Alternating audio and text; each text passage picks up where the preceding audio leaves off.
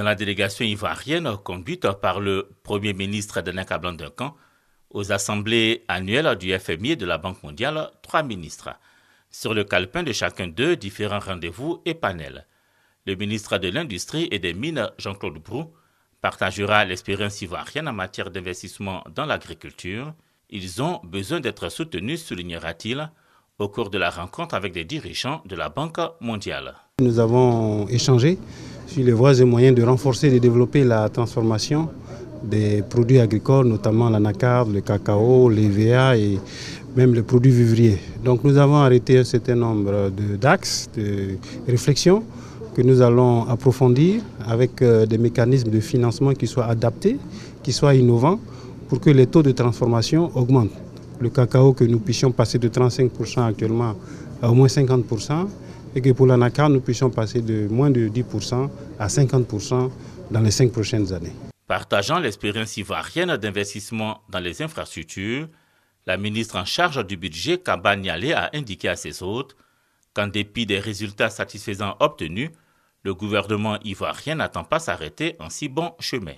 Nous avons 25 milliards d'investissements dans le pipeline qui sont identifiés sur 94 projets et il y a 42 de ces projets qui peuvent faire l'objet de financement par le secteur privé et c'est 14 milliards de dollars. Le plaidoyer, la présence de la Côte d'Ivoire, c'est dire que nous avons besoin que les bailleurs de fonds nous accompagnent pour développer cette infrastructure-là parce que cela permet à la Côte d'Ivoire donc d'atteindre dans les meilleures conditions donc son agenda de développement et de réduction de la pauvreté. Une éducation de qualité pour une croissance équitable.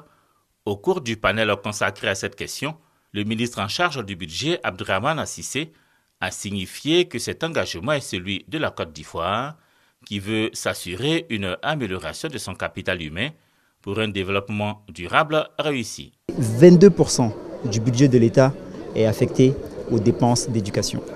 Lorsque ce chiffre a été indiqué lors du panel, toute l'audience était surprise, parce que cela est un signal fort. Chaque franc dépensé en matière d'éducation a un impact réel sur la vie et sur le niveau d'éducation des populations ivoiriennes. Donc nous allons continuer à mobiliser plus de ressources de sorte à pouvoir financer l'ensemble des besoins de l'État. À son retour du Pérou, il y a quelques jours, le Premier ministre Danek Ablan-Duncan a annoncé que la Côte d'Ivoire va bénéficier de plusieurs appuis financiers des institutions financières internationales pour le financement de son économie et sur la période 2016-2019.